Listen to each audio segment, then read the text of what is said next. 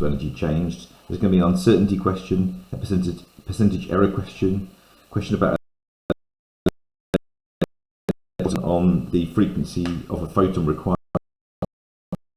Of sodium it was, but we'll go through this carefully. These are questions, all of which are difficult. I have to do before this video in preparation. Right, so question 1 here. This is actually particularly difficult, although I did mess it up. I'll tell you why. So, energy absorbed or the energy released, in this case absorbed, means calculation. So now I've said that, why don't you have a go at this question from paper 2, November 2020. That was November 2022. Okay, so have a quick go at this question. Okay, so the Q equals mc delta T, the mass is given up here as 25.32 grams, and the temperature change is from 25.2 degrees down to 0.8 degrees. Now initially I read that as the temperature drop is that, so I got it wrong to start with. The reason I knew I got it wrong, I went back and checked, is because there's an answer in the next question that says if you did not obtain an answer from question D, use this value. And my number was so far away from this, I thought I must have made a mistake. I went back, reread it, and realised it's a temperature drop to 0.8 degrees, which means delta T, let's probably put it in here, so delta T is equal to that number, take away that number, which is 24.4 degrees C, and C is of course 4.18, which is given, and mass we said was given in the question 25.32, and you're told that C for that solution, even though it's not pure water, is 4.18. So you plug the numbers in, and out comes a value. Remember it in joules. Q is in joules. So it's 25.32 times 4.18 times 24.4, and that comes to 2582.4 joules. And I noticed when I looked at the mark scheme afterwards, some of the values I've got are just slightly different from the mark scheme answers, but they're within the range. And I used the value in the calculator and rounded at the end, which is the standard right way of doing this. So I'd suggest doing that throughout.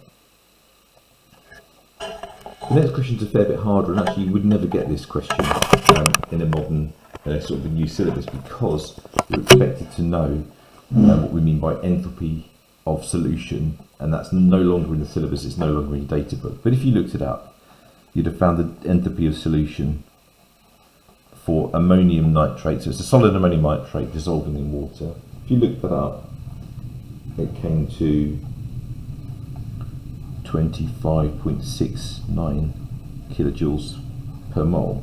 So if you get something like this, we have to work out something else. So just plug in all the numbers that you know. So you know that delta H is equal to Q over N. If it was exothermic, it would be minus Q over N. We've got to remember that Q here would be in kilojoules, right? So we've had to convert the value above to kilojoules.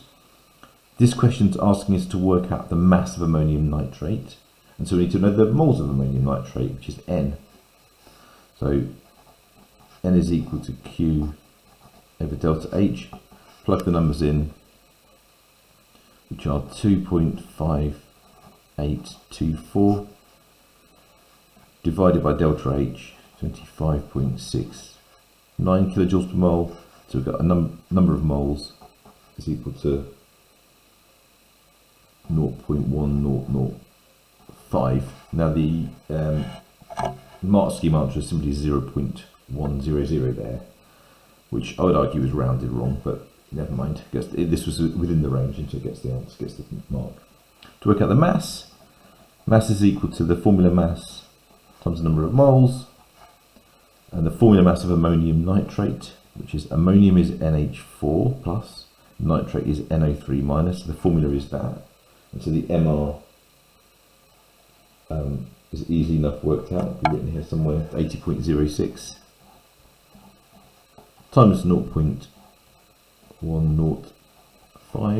100 if it according to the mark scheme, and that comes to 8.05 grams.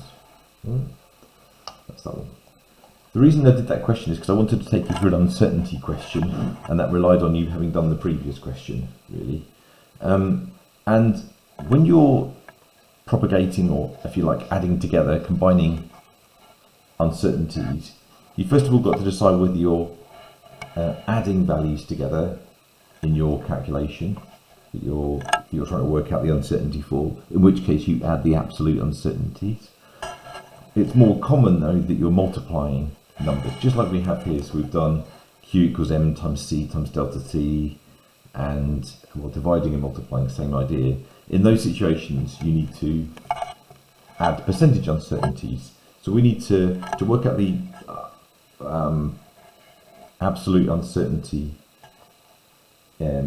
for the mass here. We've got to work out the percentage uncertainties for all the different components we're told about, add those percentage uncertainties together, and then convert back to an absolute uncertainty, which is why it's worth 3 marks, quite a few steps here.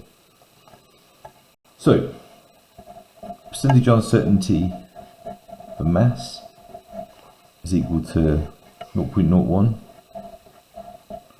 divided by the mass that was given, which was 25.32 times by 100, and I got that to be equal to, and again the numbers here don't exactly match with the mark scheme because the rounding is slightly different, but I'm going to stick with the workings I've done, and they fall within the correct range. So that's a percentage uncertainty in mass, and then we've got to do the percentage uncertainty in temperature. But there's 2 temperature readings. There's an initial temperature and a final temperature. So the total uncertainty for the change in temperature, you've got to add together those 2 values there. So the percentage uncertainty for temperature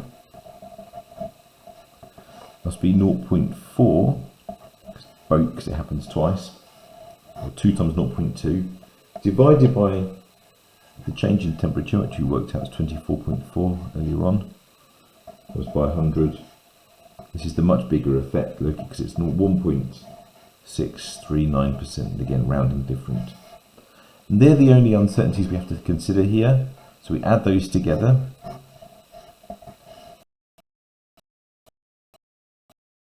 Six. 70%. So convert that into an absolute uncertainty from that value there. So basically 6% of that really. What we've got to do percentage uncertainty calculation. So the absolute is equal to the percentage uncertainty value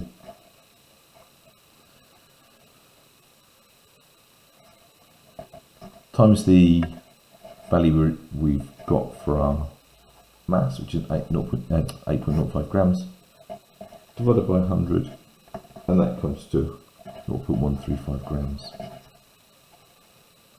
I think the mark scheme had it as 0.14, but there was the range that fell within. And then I thought I'd do the percentage error calculation here, the next one as well, just to remind you how we do that. And so the value we worked out was 8.05 grams, and so the percentage error is the difference between your value and the true value, so that take away that, which is 1.45, divided by the true value, which is 9.5, times by 100, and that comes to 15.3%. If you wanted to write that out fully, you could sort of be technical about it and say the modulus of the value of one take away the other. But it doesn't matter which way around you do it. If I do 9.50 take away, what was it, 8.05. That's what I've done there. Okay, so that's how you do percentage error as well. That's relatively straightforward, easy mark, I would say. Difference between the true value and your value divided by the true value times by 100. Right, that will do for that one. This question I thought was a real A really weird question. I always make this kind of case that exam boards never try to trick you, never try to sort of catch you out, but it feels like here they've tried to do that. So I'm just going to use this as a chance to remind you of a couple of things. You're asked to work out the products of electrolysis of aqueous ammonium nitrate. So what would form at the cathode and the anode? And it's worth reminding you of the basics. So the anode, of course, will take place, and the cathode is negative, and that's where reduction takes place. Right? You're ever going to get a couple of things. The anode is either going to be a halogen, so Cl2, the one you see, occasionally Br2, or you're going to get oxygen. So it's easy enough to work out because there is no halogen there. So oxidation of water. So I'm just going to write down water going the other direction. I'll tell you what, exactly as given in the question. Probably put the state symbol.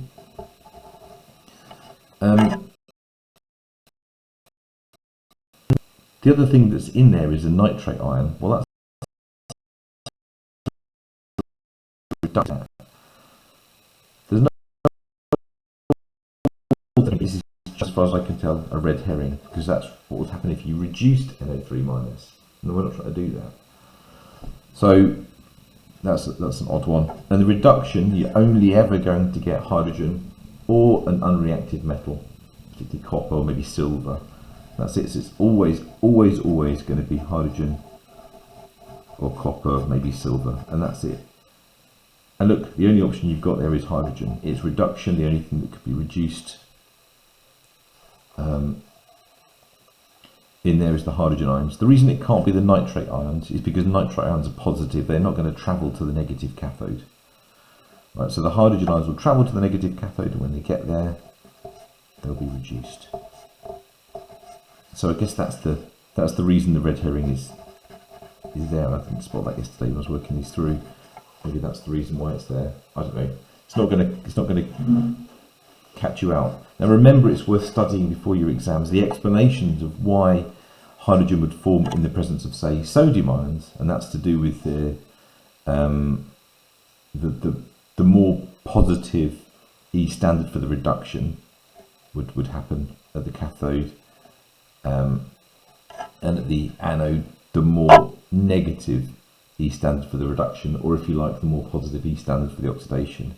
The exception being, if you've got high concentrations of chloride, then you get chlorine formed. Right.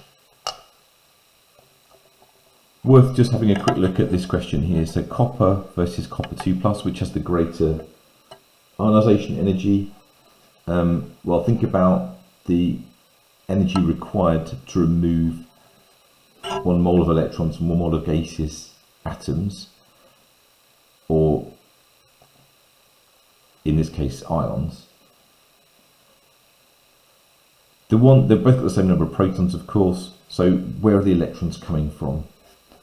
For a copper 2+ ion, they'd come from a lower energy shell, a shell that's closer to the nucleus, with it's a smaller radius, less shielding. Any of those things will do. So the answer is the copper 2+, which has the greater ionization energy, because it's got a smaller radius, it's got less shielding to the outermost electrons, there's less electron-electron repulsion, the electron would be coming from a lower energy orbital. All of those would do is the answer. But the big one, the difficult one, I think, is question D here. You definitely need to know how to do this for the new syllabus. So have a go at it, pause it, and then see if you got it right. Right, so the reaction we're studying here is copper gas turning into copper 1+ gaseous ions plus an electron. Right, so this is not ionization energy, because that is a 1 mole of atoms being ionized. This is the energy that 1 photon needs to be to take 1 electron off 1 gaseous copper atom. Right, so you have to look some stuff up. It does tell you to look in the data book. That was the old data book, but you could have looked that up easily enough and you'll have the same information in yours. Right, so the first thing to look up is the ionization energy. The first ionization energy of copper, E, is equal to 745 kilojoules per mole, or if we like, 745,000 joules. The energy required to remove one electron from one atom is that divided by Avogadro's number. So 745,000 divided by 6.02 times 10 to the 23. And that comes to 1.2375 times 10 to the minus 18 joules. Don't forget to convert to joules in these situations.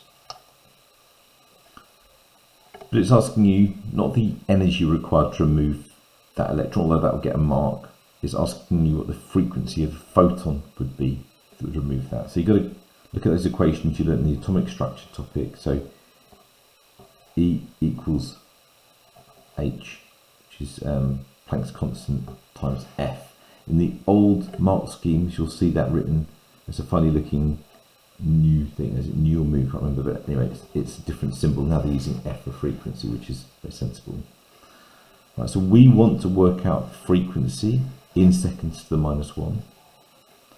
And so we want to rearrange this equation. So F is equal to E divided by Planck's constant, 1.2375 times 10 to the minus 18, divided by Planck's constant, 6.63 times 10 to the minus 34. Check that. Yeah. Comes to 1.87 times 10 to the 15 seconds to the minus 1, or hertz if you prefer. And that's it. This you definitely need to know how to do. So practice that, get your head around it. Have a little look in the textbook revision guide if you need to. Need any more help? Give me a shout.